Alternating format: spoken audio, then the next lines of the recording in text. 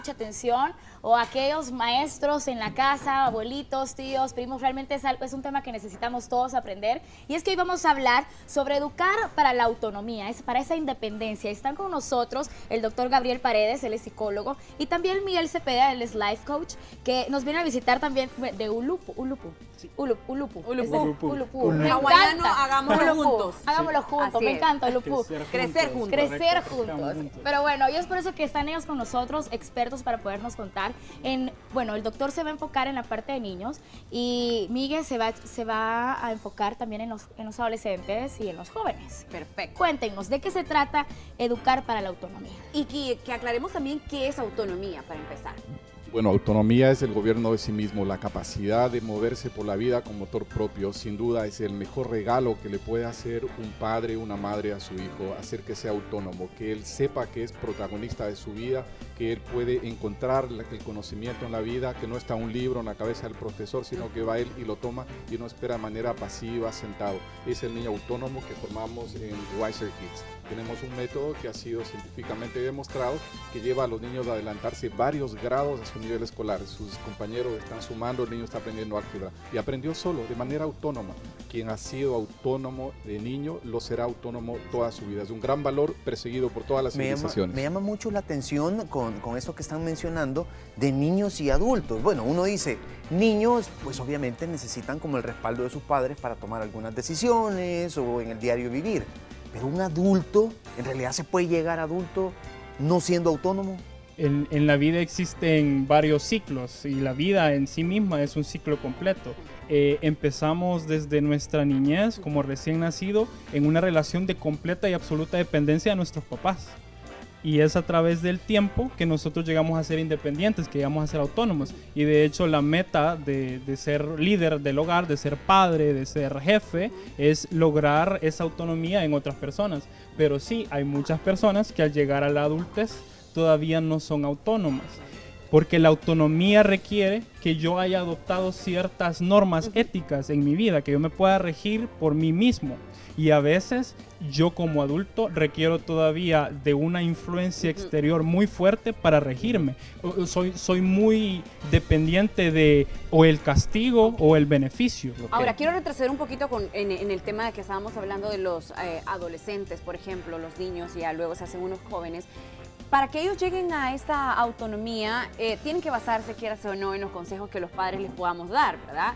Que ellos se sientan apoyados y demás. Pero, ¿cómo hacemos para no caer en esa grave línea o en ese abismo de que por creerse autónomos o porque piensan que ya son adolescentes, ya se la saben todo y entonces ya se sienten independientes y confunden todo esto y es ahí donde se enfrentan con problemas? Debe de ser con mucha responsabilidad.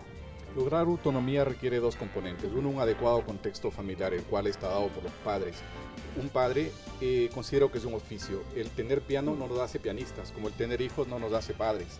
Es un oficio, tenemos que aprender y dedicarle. Y una de las causas más desagradables y tristes de adolescentes que se han descarriado y que tienden a la violencia, una cultura violenta, es la ausencia de padres. El adulto no quiere ser adulto, se siente avergonzado de ser adulto, el adolescente se pone agresivo y por eso son dos culturas que coexisten una con otra, pero no están complementadas.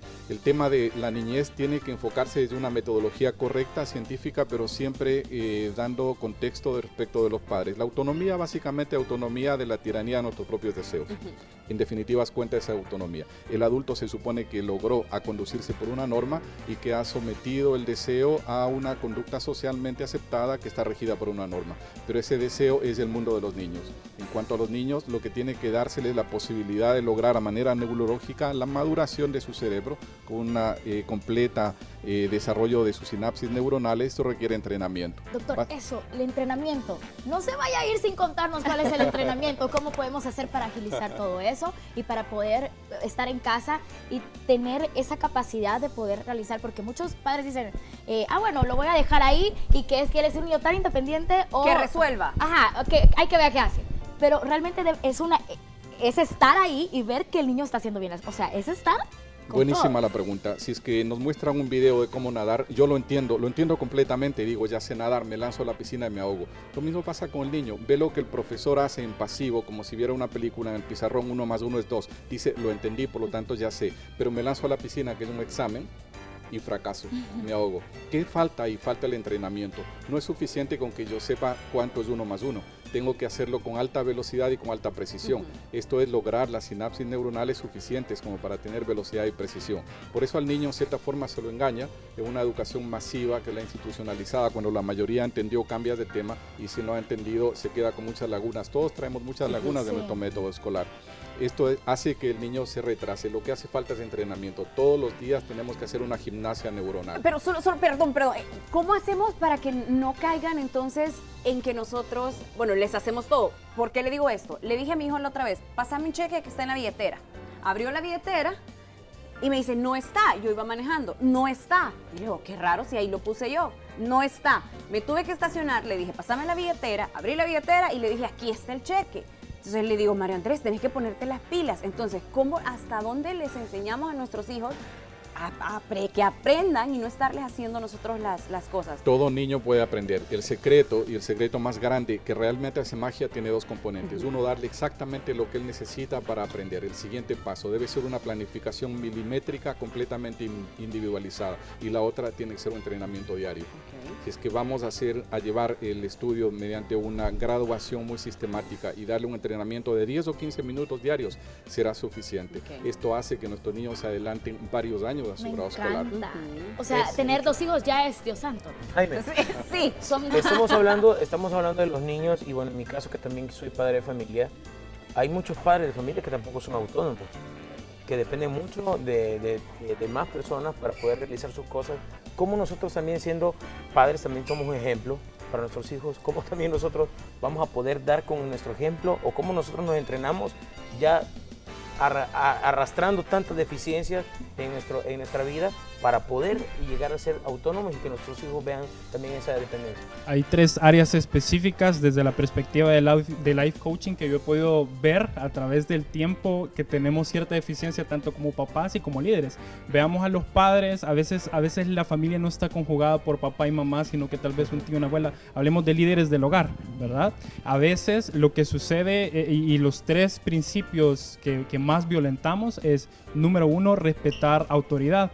Nosotros como líderes del hogar enseñamos a nuestros hijos a no respetar autoridad cuando hablamos mal de nuestros políticos, llegamos a casa, hablamos mal de nuestro jefe, hablamos mal de historias pasadas con nuestros papás, nos detiene la policía, no nos ponen la esquela, pero igual seguimos, hablamos de nuestro cónyuge, hablamos del otro líder del hogar enfrente del niño. Entonces, ¿qué le estamos enseñando al niño con nuestro ejemplo? Le estamos enseñando a ver normal el desafío a la autoridad. Y ojo, respetar autoridad no quiere decir ser sumiso.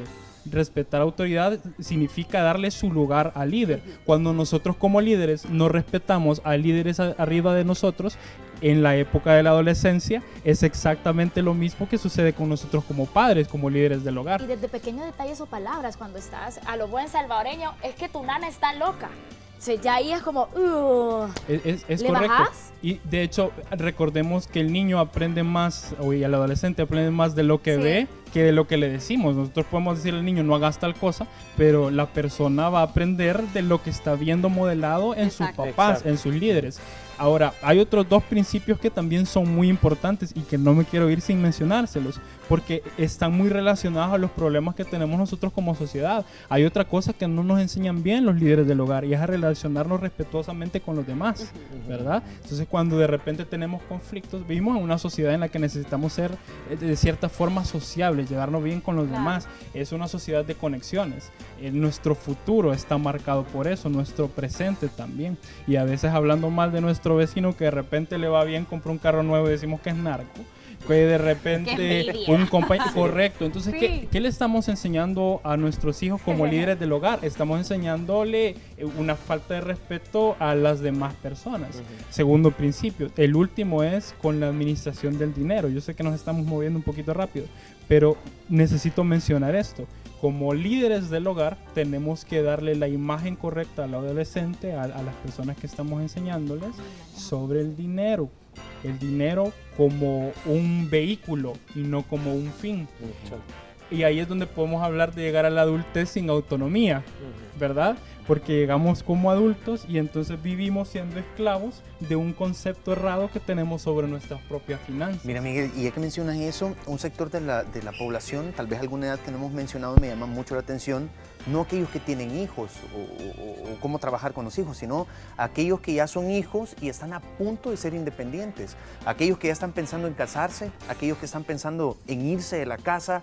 ¿Cómo te das cuenta si ya sos autónomo? Si tenés la capacidad para casarte. Porque obviamente estás en tu casa y en tu casa pues estás con tus papás todavía y sentís la protección. Pero ahora viene... Tenés 40 años y todavía estás ahí. Sí, y puede ser. Servir, pero entonces hay personas que tal vez maduran más rápido. Hay otras que se tardan un poquito más. Pero ¿cuándo te das cuenta que sos autónomo? ¿Cuándo te das cuenta que tenés la capacidad de tener tu hogar? La capacidad de ser papá. O sea, ya tener la autonomía y sobre todo, podérsela pasar a alguien más. Porque quieras o no, puedes ser el líder de tu hogar, tenés que ser un papá también. ¿Cómo te das cuenta? Como todo es un proceso de transición, venimos de una infancia donde tenemos completa dependencia, llegamos a una adultez donde supuestamente somos independientes, somos autónomos. Para mí la mejor medida es la perspectiva que tiene la persona sobre servir a los demás. Porque salir de mi casa para irme a casar a mis 20 y pico de años, tengo que entender que esa relación no se va a tratar solo de mí. Claro. Si yo soy capaz de comprender eso y lo voy a descubrir haciéndolo, lamentablemente así es, lo voy a descubrir haciéndolo, entonces yo ya soy autónomo. Porque en ese momento voy a llegar a ser cabeza de hogar. Exacto. Es un nuevo hogar, somos una pareja, pero soy cabeza de hogar, de uno nuevo. Definitivamente. Yo sí creo, usted mencionaba lo del dinero y decía, bueno, vamos muy rápido, pero yo creo que todo esto debe de ser completo. Porque, por ejemplo, un adolescente que, no sé, le sale la oportunidad de repente, es bueno en un deporte, que por cierto ya está con nosotros Marcelo Arévalo más adelante, que él es campeón en tenis. ¿Qué pasa si a un joven le sale la oportunidad de irse a otro país, ir a representarnos en fútbol, en ajedrez, no lo sé, en X, Y deporte? Tiene que ser un joven completo, o sea, su autonomía debe de estar basada en todo, desde saber administrar el dinero que le van a pagar, desde saberse comportar y no utilizar drogas y no fumar y no tomar cigarro y demás, o sea, todo eso es completo. Hay que diferenciar entre libertad y libertinaje. Sí, sí. Ambos quieren ser completamente libres, libres del otro. El uno porque está tiranizado por sus deseos y quiere que nadie se oponga a la satisfacción de sus apetitos. Él busca libertad absoluta, quiere ser autónomo, pero a esto le denominaríamos libertinaje. Ya decía el emperador Marco Aurelio, filósofo, el imperio sobre sí mismo es el mayor de los imperios. Una persona realmente es libre cuando ha sometido sus pasiones, sus deseos. Ese es otro tipo de libertad. Cuando yo quiero ser libre de mí mismo, ya no necesito la norma ajena. Si es que yo evalúo mi capacidad de aprendizaje en base a mis propios estándares, el examen del colegio no me asusta. Porque yo tengo estándares en mí mismo que son mucho más superiores a la norma comúnmente establecida. Ese tipo de libertad, que es una libertad un poco más filosófica, por así decir, Miguel le decía ética, es aquel que ha conquistado sus propias pasiones, que es otro tipo de libertad en la cual yo soy independiente del otro, independiente del contexto social, pero porque es completamente autónomo. Te voy a hablar todos los días hoy. Me encanta. Enséñame, por favor, doctor. Doctor, y Miguel, ¿cuál podría ser ese consejo? No sé si podemos dar 5 tips, 3 tips para todos aquellos padres de familia que realmente quieren cambiar, transformar su casa, su hogar, para poder hacer una mejor familia. O sea, realmente es algo que nos beneficia a todos, poder ser mejores, esas oportunidades que nos hacen que nos despertamos y decir, bueno, yo quiero seguir adelante. ¿Cuál podría ser esos tips, esos para poder seguir adelante de una manera independiente y mostrando el amor a los demás? Primer consejo, la neurociencia ha demostrado el 40% de nuestro cerebro está dedicado al lenguaje, otro 40% está dedicado a la sociedad, es decir, el 80% está dedicado a convivencia. Quiere decir que el 80% de nuestros recursos deberíamos dedicarlo a convivencia. De cada 10 horas laborables del día, 8 tendría que ser dedicado a entendernos mejor, a transar, a negociar, a comprender al otro y luego emprender. Apenas el 20% se encarga de profesionalizar y de producir y de investigar. Es impresionante esto, tenemos que aceptar la necesidad de poder tender lazos, de pensar en redes, de construir con el prójimo, con el otro.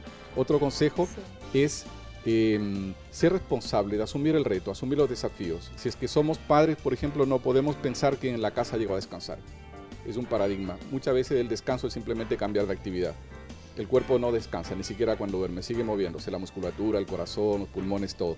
Igual nosotros basta con cambiar de actividad. Si soy padre, tengo que asumir una responsabilidad. Sobre todo en un país en donde la ausencia de padres, 7 de cada 10 niños crecen sin imagen paterna, es la que está generando esa dosis de violencia, porque coincido con Miguel, la violencia viene del no respeto a la ley y la ley viene de la figura del padre.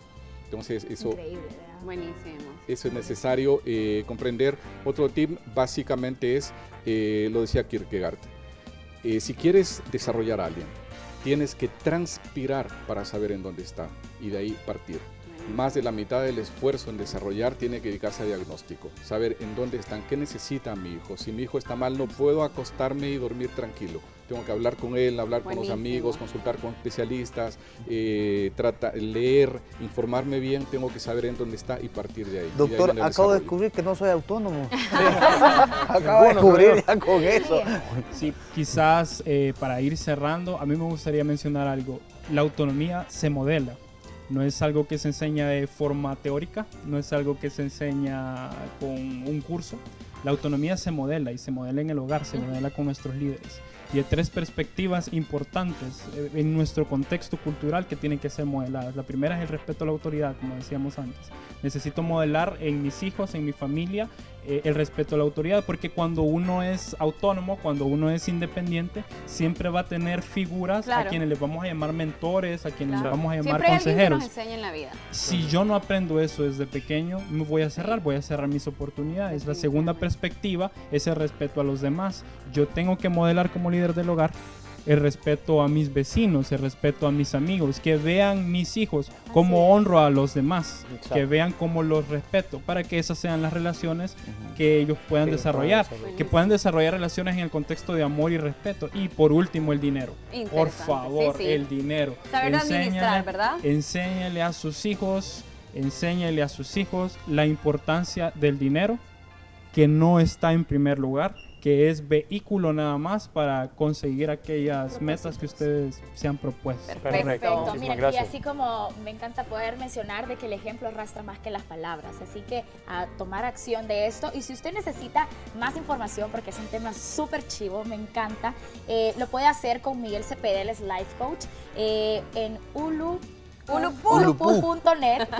www.ulupu.net. Y también al doctor Gabriel Paredes, él es director pedagógico de Wizard Kids. Al 7210-1199, repito, 7210-1199, y también www.wizard-en-medio, ¿verdad? No, _kids.com, ahí para más información. No hay nada mejor y mejor herencia que la educación a nuestros hijos, y qué mejor poder estudiar un poquito nuestro cerebro para poder entender y, por supuesto, educarlos. Vamos a continuar.